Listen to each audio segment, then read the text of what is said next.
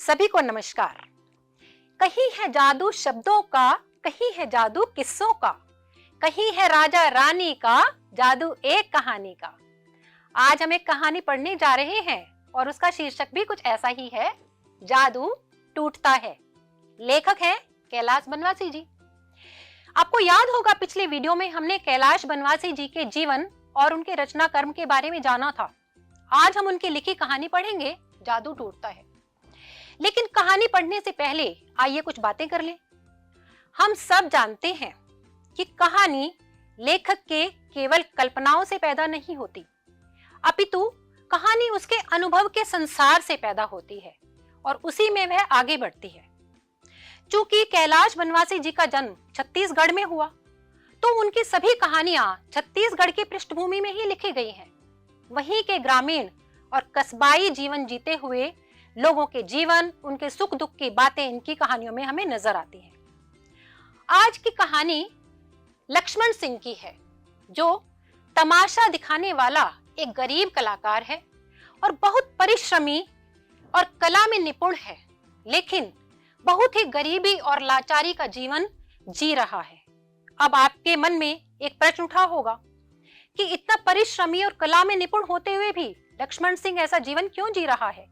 ये तो हमें कहानी ही बताएगी। ये कहानी आत्मकथात्मक शैली में लिखी गई है, क्योंकि लेखक स्वयं इस कहानी में मौजूद है और इस कहानी के मुख्य पात्र मैं के रूप में इस कहानी में बार बार आता है। तो आइए कहानी की तरफ चलते हैं। ये कहानी एक विद्यालय की चार दीवारी के भीतर घटी हुई घटनाओं से जुड़ी हुई है और कहानी की सभी घटनाएं विद्यालय के अंदर ही होती हैं।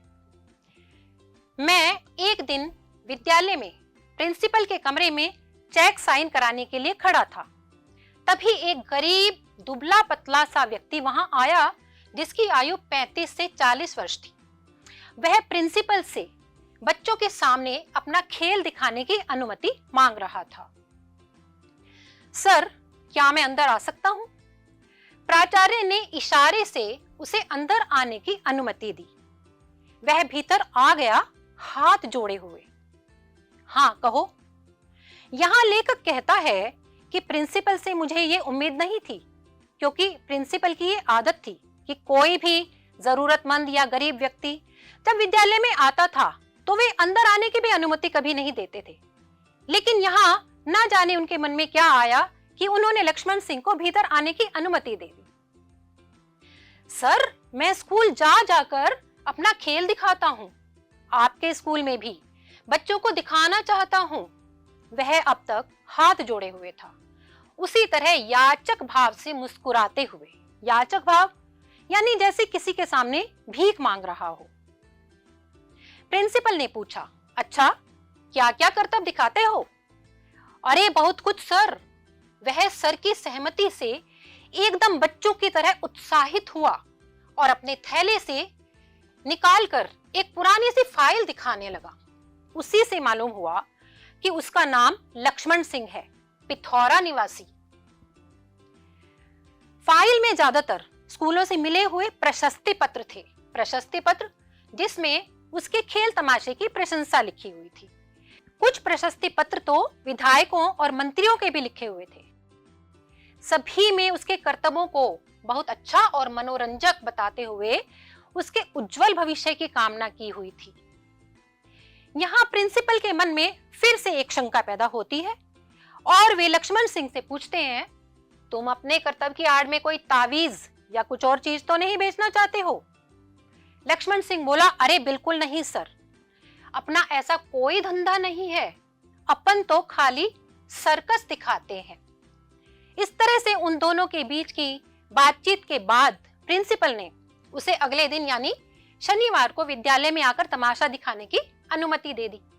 लक्ष्मण सिंह कृतज्ञता से झुक झुक गया और हाथ जोड़े जोड़े कमरे से बाहर चला गया। कृतज्ञता यानी किसी का एहसान मानना।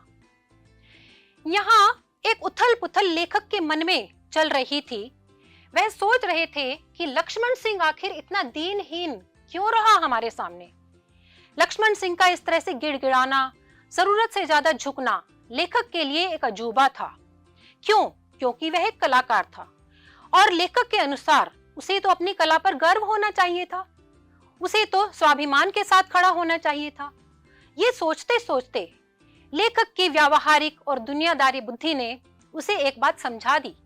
लेखक को समझ में आ गया कि आखिर एक कलाकार का भी तो परिवार होता है, जिसका पेट भरने की जिम्मेदारी उसी के सर पर है। और दूसरी ओर प्रिंसिपल जैसे अधिकारियों की ईगो बहुत बड़ी होती है। उनकी ईगो को, उनके अहम को शांत करने का एक यही तरीका है कि उनके सामने हाथ जोड़े जाए, झुका जाए। ये समझने के बाद लेखक को लक्ष्मण सिंह का व्यवहार समझ आ गया। दूसरे दिन लक्ष्मण सिंह समय पर आ पहुंचा अपने परिवार के साथ। उसके परिवार में उसकी पत्नी और 3 बच्चे थे, जो खेल दिखाने वाली टीम के सदस्य भी थे, क्योंकि सभी को मिलकर तमाशा दिखाना था। एक पुरानी सी साइकिल पर उसके खेल का सामान बंधा हुआ था। तमाशा दिखाने से पहले लक्ष्मण सिंह स्टाफ रूम में आया अपने छोटे से बेटे के साथ, जो 5 बरस का एक नन्हा और सुंदर सा बच्चा था, जिसकी आंखों में काजल की मोटी रेखा थी, गालों में रूज की लाली के 2 गोले और माथे पर लाल टीका। उस बच्चे को उसने तमाशा दिखाने के लिए तैयार किया हुआ था। लेखक ने प्यारे से बच्चे को अपने पास बुलाया और पूछा, क्या नाम है तुम्हारा? रामू जोकर, उसने सपाट भाव से कहा, यानी नाम बताते हुए बच्चे के चेहरे पर कोई भाव नहीं था। सुनकर मुझे एक धक्का लगा। 5-6 बरस की नन्ही उम्र, नाम रामू जोकर। जोकर? जैसे अभी से उसका भाग्य तय हो गया हो। आगे क्या बनना है? आइए विचार करते हैं इस बात पर कि लक्ष्मण सिंह के बेटे का जवाब सुनकर लेखक को धक्का क्यों लगा। लक्ष्मण सिंह का बेटा छोटा सा है, उसकी उम्र अभी खेलने और पढ़ने की है, लेकिन इसी उम्र में वो अपने पिता के साथ मिलकर काम कर रहा है, तमाशा दिखा रहा है। उसका एक नाम भी रख दिया गया है, रामू जोकर।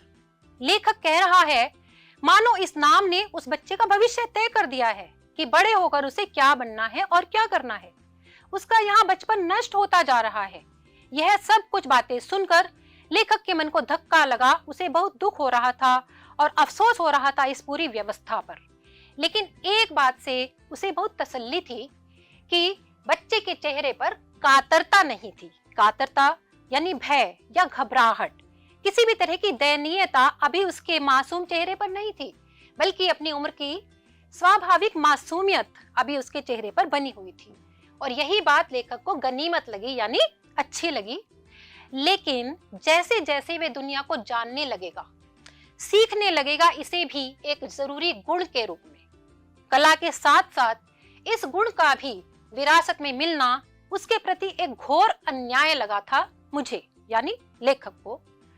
तो आइए इस बात पर भी विचार करते हैं कि लेखक यहाँ कौन से गुण की बात कर रहा है।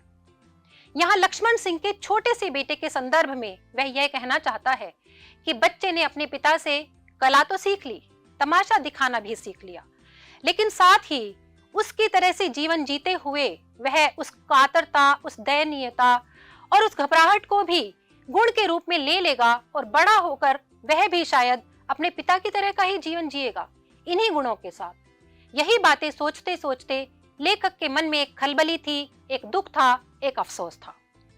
आज की कहानी को हम यहीं रोकते हैं, विराम देते हैं और आपके लिए अभ्यास कार्य के रूप में 2 प्रश्न हैं।